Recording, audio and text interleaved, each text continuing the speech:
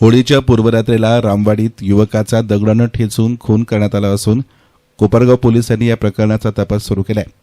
कोपरगाव तालुक्यातल्या संवत्सर जवळील रामवाडी येथे एका 33 वर्षीय युवकाचा दगडानं ठेचून निर्घृणपणे खून करण्यात आल्याची धक्कादायक घटना रविवारी रोजी रात्री 10:30च्या सुमारास घडली आहे. या घटनेमुळे परिसरात मोठी खळबळ उडाली असून भीतीचं वातावरण निर्माण झालं आहे. मिळालेल्या माहितीनुसार रामवाडी येथील नवनाथ माधव कानफाटे वय वर्ष 33 यांचा रामवाडी येथील हनुमान मंदिरासमोर रात्री अज्ञात व्यक्तीनं दगडानं ठेचून खून केला. घटनेची माहिती समोर येताच पोलिसांनी तात्काळ घटनास्थळी धाव घेतली.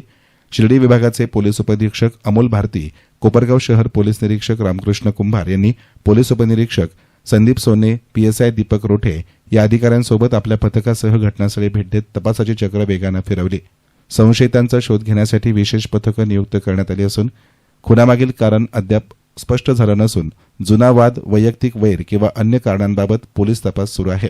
मृतदेह शवविच्छेदनासाठी अमित खोकले यांच्या रुग्णवाहिकेतून कोपरगावच्या ग्रामीण रुग्णालयामध्ये पाठवण्यात आलं असून अहवालानंतरच पुढील तपासाची दिशा स्पष्ट होणार आहे. दरम्यान रात्री उशिरापर्यंत गुन्हा दाखल करण्याचं काम कोपरगाव शहर पोलीस ठाण्यामध्ये सुरू होतं.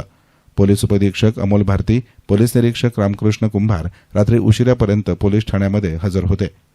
यस्तान मीडियासाठी प्रतिनिधी युसुफ रंगरेज, कोपरगाव.